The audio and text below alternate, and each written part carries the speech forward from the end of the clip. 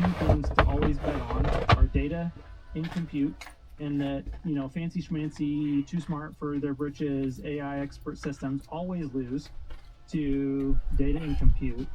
Like, you can see Tesla's building a giant data and compute machine that even makes, you know, you'd think that Waymo would understand this, being part of the Google empire. Like, the bitter lesson has never been demonstrated by anyone in AI better than Google DeepMind, but they just are not doing what's necessary to make those types of bets on the Waymo autonomous driving system for whatever reason. And that, you know, like, all the people who hate it, they hate it and they short it. They think this is ridiculous. They think it's stupid. But those people stay out. And then the people are like, yeah, no, I get it. I get the story. I get the advantages. I agree not only with the strategy, but I've seen the history of execution. I see the right things in the right places to continue to execute forward into the future. And so, like, I am willing to pay ahead for those future earnings, because I think, like, I'm going to apply a much lower discount rate to your execution likelihood in the future. And so I think that, to your point, Farzad, you're like, the street doesn't get it. They don't want to. It's like the types of CEOs like Elon Musk, they want to make sure that those people who don't believe in the mission don't get it on purpose and bet against the company, so that they're not part of the investor base who's making decisions about how the company gets run, about who's on the board, about all of the, you know, shareholder vote issues. Like, those people need to stay the fuck out. And we want the people who understand and believe on the inside. Thank you for the sponsor of this podcast, Rebellionaire. Now, I know a lot of you that watch this podcast, this channel, are huge Tesla investors, Tesla fans. And Rebellionaire is the perfect investment firm for somebody like you. A lot of people who are large shareholders of Tesla are great at managing their own investments, but that doesn't necessarily mean that you actually have all of the tools at your disposal to help with some of the other things, like financial planning, trying to figure out the timing of trimming and adding your core positions, maybe even doing some covered calls to maximize the cash flow from your portfolio.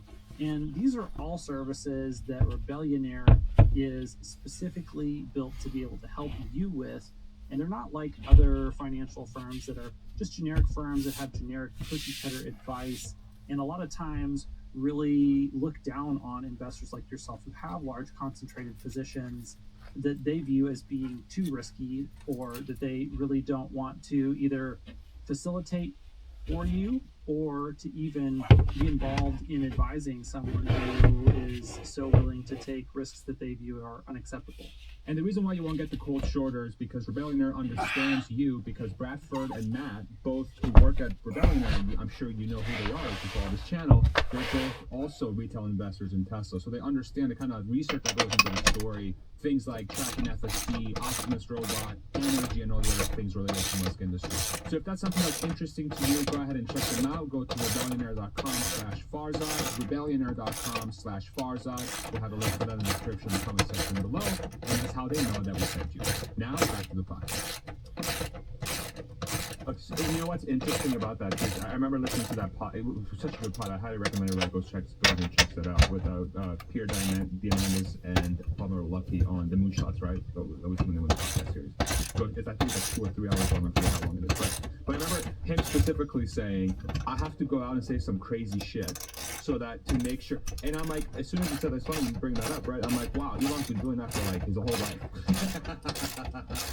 So I wonder, like, how much of that is premeditated, right? But I think the other side of that too is like, it's a combination of that, like supreme candor, and like a calculated sort of like anti-PC, anti-culture sort of like, this is what I'm looking for. But then the vision itself has to resonate deeply with those investors. It has to be a legitimately existential type mission statement that you're trying to solve towards, right?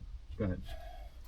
Yeah, I agree. I mean, this is what captivates investors. This is why Karp gets the premium that he gets on Palantir, why Tesla gets the premium.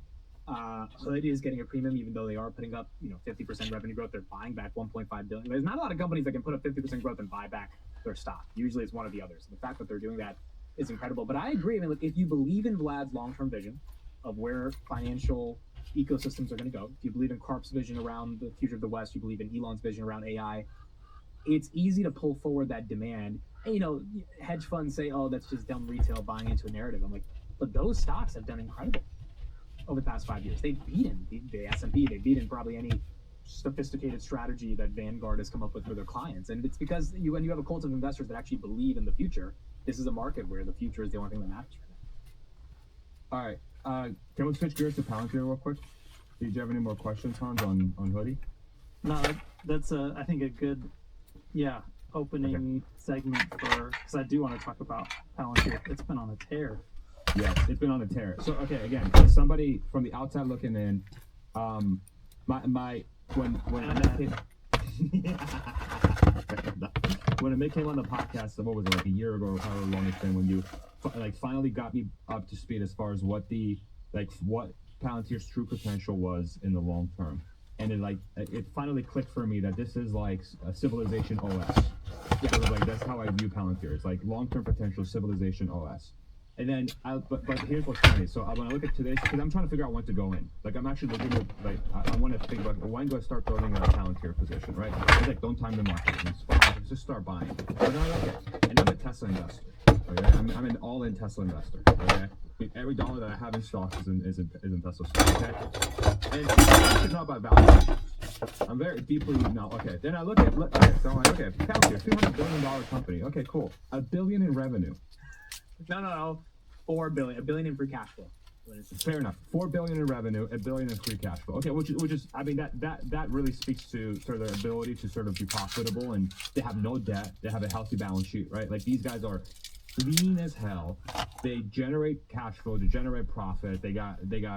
But then the revenue line, I'm like, okay, so help me understand Palantir's true long-term TAM. Like, what are we talking about here, right? Like, what? Give me a number.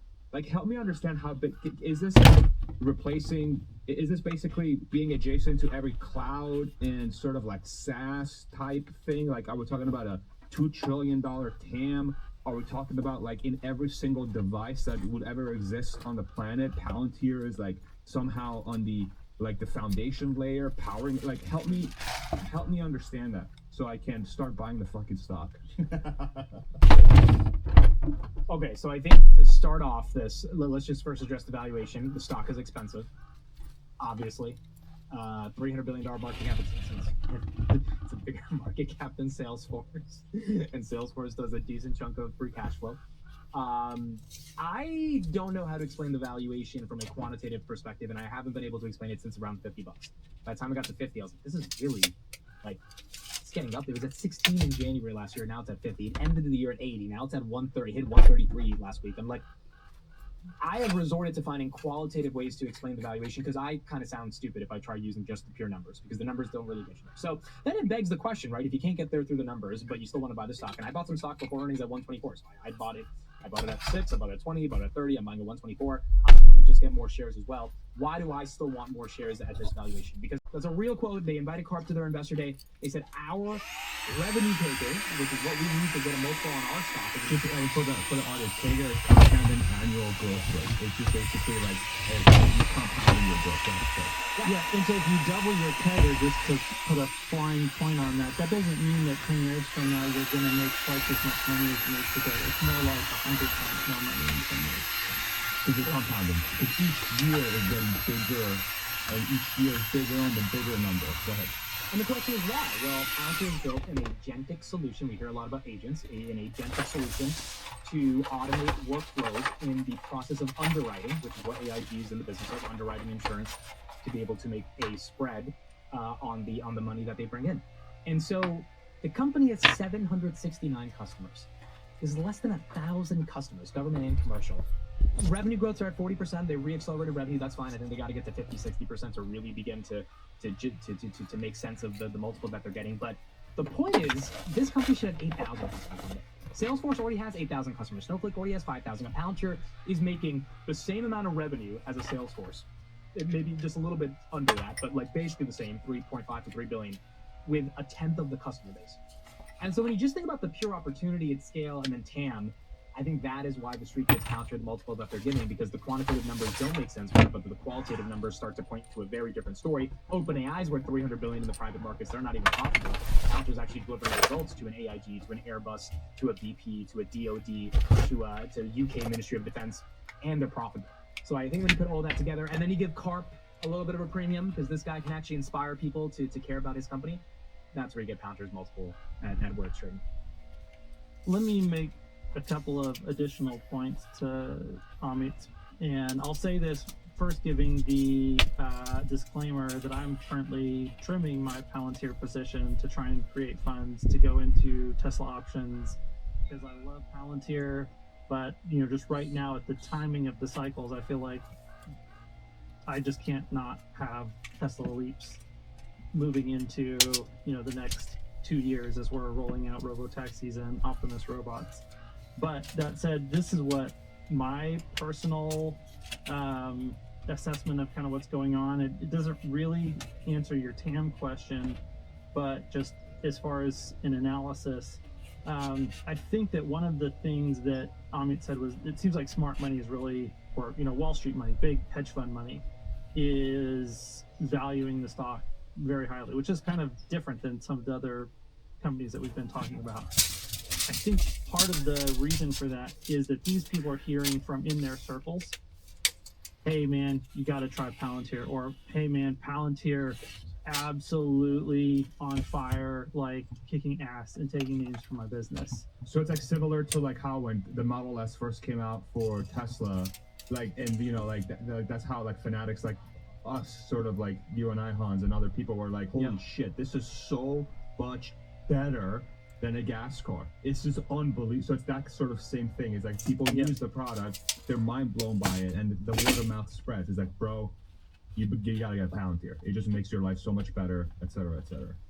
Exactly. And it's like for big companies, not little companies like AIG, Airbus, the United States government. Like if they can, the question is like, oh, this is a defense contractor, man. Like, what do they know how to, sell software to enterprise? And it's like, yeah, if it can help SEALs kill terrorists better, and it can help Airbus save millions of dollars in maintenance and supercharge AIG's compound annual growth rate, yeah, they can do all those things. And apparently doing each one of those things makes them better at the other. So like the network stuff is incredible. So I think that's a big part of it. The other big part of it is that they're building operating models, that they just have this incredibly tight team that continues to be able to grow more and bigger and better faster. And so like their growth rate is outpacing, their growth rate in headcount. And that operating leverage is powerful. And it really comes down to the fact that, they've been building this infrastructure. Like, man, it just sucks to make software work and be seamless for complicated use cases. It's so freaking hard. And that's why Palantir has always been this company that, looked like a consultancy from the outside, because they had these forward deployed engineers who literally go work at the customer's business and just make the software freaking work. And that's something that other companies, they didn't want to, spend all of that money up front to make their software work. And they've done this across so many businesses, so many use cases. And the whole time they're doing their job, they're also then taking their learnings on the job, how to make this work in someone else's business, into how do I make that platform work better? So the next time I have to make it work for this use case, it's like 10 times easier and 10 times faster. And right now they're plugging in AI to their own business to figure out, how do we actually expand our ability to onboard customers and get their time to value down, even like it's already the best time to value solution on the market by far. And they're continuing to drive that down just, relentlessly. And they will continue to do that. And, the dream is that eventually they won't have to have forward deployed engineers at all. This is something that, companies can just adopt and plug into their business and the fully AI powered Agent runs around and hooks everything up. Yeah, it just like let it loose inside your business and it fixes it all for you. But like that's not the solution that you can get to overnight. Like there's so many iteration cycles and so much engineering brain power that has to be applied in order to solve that problem. And they are on the fly.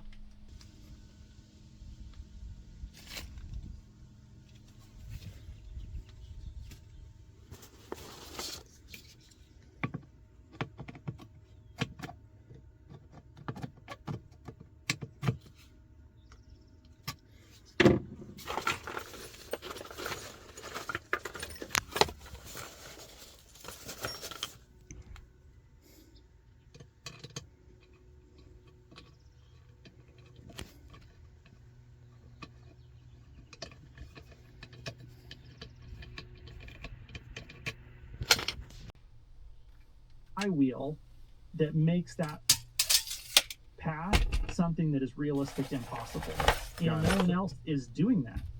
So Palantir's true long-term value proposition is that they are by far the best company at taking a business's data or information and creating actions that actually make the business better and more profitable in the most human labor hour efficient way possible, on a trend to where those human labor hours go as close to zero as possible. Got it. Okay. Like we don't have any fully just AI solutions that work. That thing just doesn't exist anywhere. Everything is a combination between human engineering and AI assistance. And Palantir is some of the highest leverage, like lowest human labor to highest AI assistance leverage play out there. Got it. And one of the bottlenecks, I'll throw it to you here, Amit. So, and one of the bottlenecks, from my understanding, correct me if I'm wrong, is that the secret sauce behind this is that ontology layer. Yeah. Like that's the thing that gets everything to fucking work. But that takes the forward engineers. That takes time. It's complex. It's unique to each business, right? But that's where like your AI agents or like that AI process can come in and actually do that work, or do most or all of that work at some point in the future. Whereas you just drop Palantir into, and this is a very simplified, stupid way of explaining it. You drop Palantir into your business. You turn on the agent sets up everything. And then you have this thing that says, here are the most important things you got to pay attention to. Here are the actions that you have to take based on these very important things. And here's how you track the progress against these very important things. Go. Right? Is that a fair way of describing the value prop? Okay. The ontology is the digital representation of the business, almost like a digital twin, in the context of the verbs, the nouns, the adjectives of the business, and then ultimately what actions to take. A lot of people think of it as like business analytics and business intelligence, which it is, but I would think of that on a different level in terms of the actual route that needs to be taken in order for things to make sense. I mean, I've done these examples Wendy's. I was in the Wendy's side at the founder conference, and they did a promotion with like SpongeBob that's a lot of demand, and AIP, via the ontology, because it's connected to all the tribal knowledge of the actual business itself, was able to say, hey, in 2 days, we're going to run out of patties. And like, if you don't do anything, you're not going to get the benefits of this fun box. You have to do something. So it was able to do sort of this predictive simulation of what would happen. And you need something that's intelligent to do that. See how the car does. But it's becoming one of those things where it's like, if productivity across every sector, either my personal productivity, because I can work in the car during FSD, or a company's productivity in terms of their margins go up, which means their share price has to go up as a result of their net income margin going up, and their price to earnings ratio is probably going up because they have more earnings per share, then we are into the 34 multiple. And I don't know when it ends, and when it ends, it might be a bubble that bursts in a crazy way, but I think we've got another 5 to 10 years on this thing. What are the variables that you're thinking about? And this could be, this question could be too early now, because again, from my perspective, it feels extremely early because we don't have humanoid robots that do useful things yet. We don't have maybe O3 in some situations can do extremely tough tasks for you with a 5-minute prompt and just have the result for you, but it's a very narrow domain, right?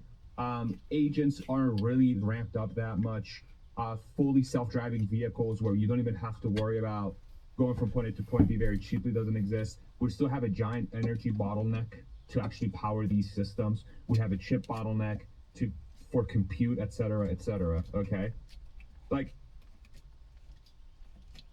and I hate to say this, I don't see, this is like the famous last words, I don't see anything in the way to double, triple, quadruple, quintuple in this market outside of some sort of war where literally we don't have access to chips, we don't have access to energy, which keeps us from doing it. And it could become an existential thing, like this Black Swan event where China does invade Taiwan. Like, y'all getting too much power, sorry, fuck you. No access to TSMC. But if you think about how Trump is, again, this what a weird fucking time. How much is Trump trying to, and you talked about this too on your streams, right? How much of Trump doing what he's doing around with the administration is trying to create impossible to overcome economic dependencies between countries so that those wars don't happen, right? Because we are going towards this place where AI will make everything so much better. Anyway, I'm going to stop there because I don't even know what I just said. So I don't know if you can make any sense of what I just said. Oh, your argument is outside of a Black Swan event, what stops this train? And I don't think anything stops this train. Quite frankly, the China-Taiwan stuff, NVIDIA has a new headquarters in Taiwan. They announced yesterday, called Constellation. And I think my conspiracy here is that Jensen and Trump said, hey, I'll let you sell chips to the Saudis, but you've got to get a Taiwan headquarters to kind of be a little bit of a hedge against, because if China invades Taiwan, they're invading NVIDIA as well. That's what I'm saying, yeah. Like, maybe there's some 4D chess going on there, but yeah, I don't see this stopping because these agents are still kind of stupid. They can't book my flight. They can't change my schedule on the meeting. Like they're getting smarter, but they're still pretty stupid, which means when they get really smart, what is that going to look like? The robots, as excited as we are, they still can't really do anything yet, right? We haven't seen them really implement any meaningful tasks for human beings. That's probably about 5 years down the line. The car is incredible. I don't intervene with my Tesla. It's just I can never cancel that $99 subscription. That's there for life because Dude, you need to just buck up, buy the subscription or the full thing outright right now. If you're planning to keep that car for any long period of time, because that subscription is not going to be $99 a month for much longer. And if you want the premium tier of functionality, you're going to be paying a lot more in subscription fees over the life of that vehicle than you would in just paying the $8,000 today. So I agree. The one pushback I have against that is that they still don't have pricing power on FSD. Because most people still don't use it, right? Well, I'm not that concerned because I got that FSD package for like a $2,500 or $3,000 premium on the used car versus buying the new. Yeah. But regardless, I'm going to have to pay for it eventually. And if I have to keep paying $99, whatever, if I have to pay $8,000. But like, I need it.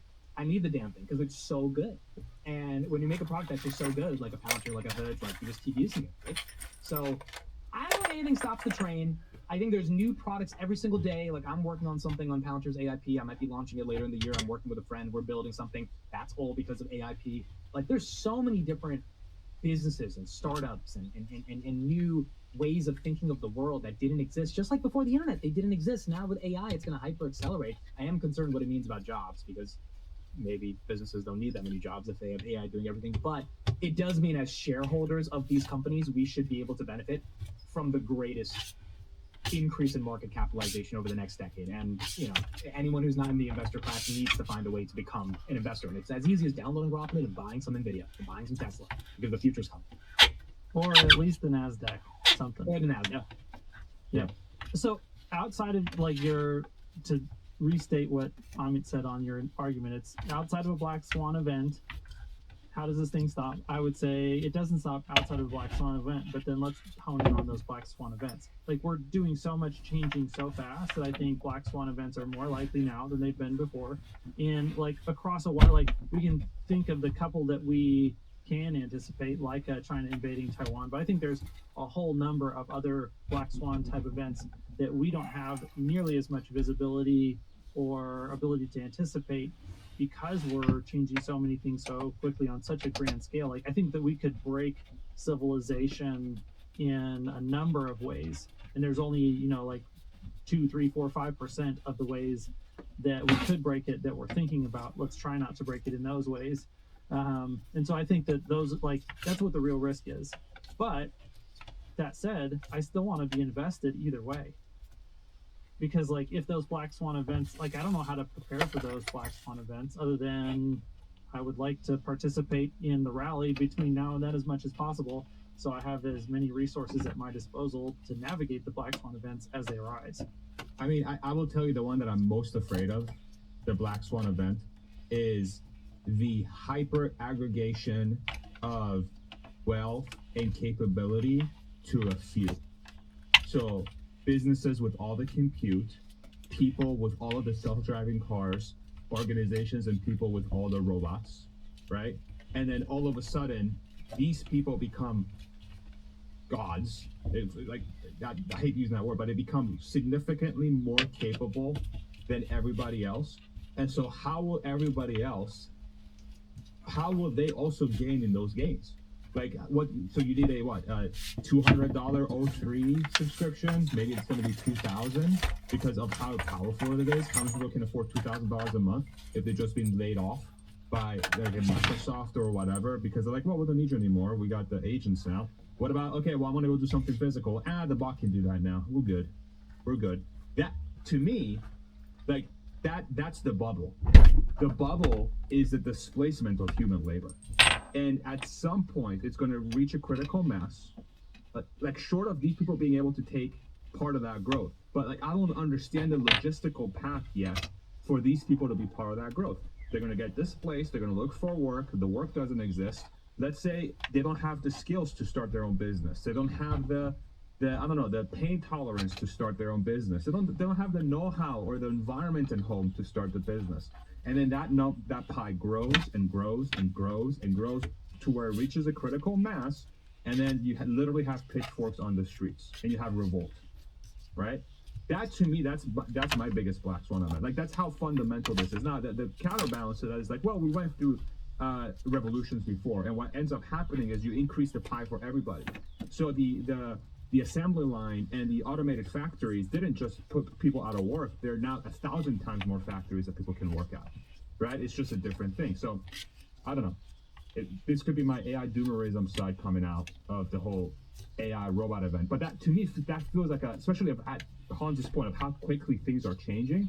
If we don't have the other side to be able to absorb that quick change, you're gonna have riots on the street. I decided to give it a test build because the way I'm attaching it, I could always like build the frame after, and I didn't have the materials to build the rest of the frame out, so I just wanted to like put it together and see how stable it is. So that's what I've got right now. Yeah. I don't know. I mean, it looks pretty good, right? Also, building the frame is going to be pretty difficult. If I'm completely honest, that's like another factor. But it seems way more stable, right? Or like, I don't know. What do you think? Is that? I think you just need that framing, and I mean, it looks like there's not much this way. It's more in front and back. So like maybe even these and that one first. Yeah. But I'm wondering like how much of that is just baked into the fact that it's attached with these, you know? Well, I think it's the movements there. The movement's at the top, not at the bottom. I think it's at the bottom. So. But if you frame the top, you're not going to get that movement at the bottom. I see. But yeah, I went with these look good. these are like furniture inserts, so it should be like easy to disassemble it, you know? Yeah, you without need like tearing. Allen wrench head for the drill and all that stuff. Yep. BRB. All right.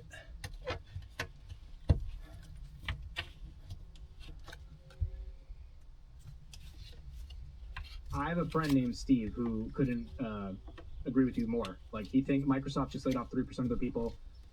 Rumors are that 3% is not just middle management, it's because of AI actually replacing some junior level engineers. I mean, learn to code was the headline 2 years ago, right? Learn to code, now it's like, dude, I'm talking to some engineers who are leaving their big tech jobs, they're raising money, they're starting these, like, basically startups that anyone can code, essentially if you just type in a prompt or whatever. And they're like, dude, coding is done. Like, this complex, and it's not literally It's so over. Their argument is like, what's the point of it? It's like prompting, like, it's like, why do we need calculators? Or why do we need the dictionary? Like, we know, like, everything's there, right? You don't need to, from that perspective, why do we need an encyclopedia when you have ChatGPT? Like, and how many trees have we burned down to build encyclopedias for no, like, if the world is changing, yeah, I think there's an existential problem on what jobs will be created in the world of AI, if any meaningful level of jobs will be created, which I'm sure there will, but will it outpace the level of Uber drivers that are replaced? I don't think so. And so society's gonna have to figure out how to deal with it. Yeah, dude, like the coders and the drivers and the warehouse workers and the factory workers are all going to get displaced at the same time within a 3 to 5 year time frame. That's just the ramp up of the displacement of those workers is going to happen at the same time. I would disagree about the timeline. I think the software stuff is going to happen. Like our ability to scale the number of robots necessary to displace, like there's so many GDP expanding jobs for robots to do that don't even touch human labor for a long time still. Like until we're talking about tens of millions of robots produced each year, which I don't think is inside of the 5-year time horizon, then you're still just talking about doing jobs that nobody wants to do. So I think now, like on a grand scale, yes, I think that's the right way to think about it. But I think I think we do have more than 5 years. I think it's a 20-year transition more than a 5-year transition. That's fair. Okay, so that enables the chance for absorption, right? So then the question becomes A little bit.